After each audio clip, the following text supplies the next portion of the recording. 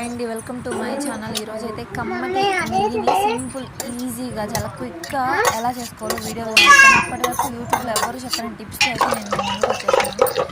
First నెయ్యి ఫ్రిడ్జ్లో నుంచి బయట పెట్టేసుకున్నాక ఒక 5 మినిట్స్ ఆగి ఇలా వాటర్ పోయకుండా చిలికారంటే గట్టిగా వెన్నపూస వచ్చేస్తుంది. ఆ తర్వాత ఒక గ్లాస్ వాటర్ పోసేసి ఆ వెన్నపూస అంతా పైకి వచ్చేస్తుంది. దాన్ని తీసి సెపరేట్ పెట్టేసుకోండి. సెపరేట్ చేశాక దాన్ని 3 to 4 టైమ్స్ అయితే వాష్ చేయాలి. మెయిన్గా నెయ్యి స్మెల్ వస్తుంది అంటే దానికి రీజన్ మీరు సరిగ్గా వాష్ దాన్ని క్లీన్ చేయకపోవడం అనమాట.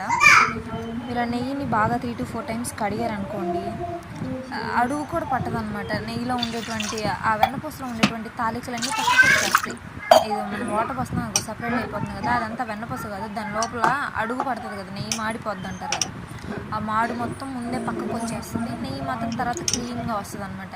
వెన్నపూసను 3 to 4 టైమ్స్ వాష్ చేసి పొయ్యి మీద పెట్టి ఒక 15 మినిట్స్ అలా వదిలేయండి. ఇలా బాగా రెడ్గా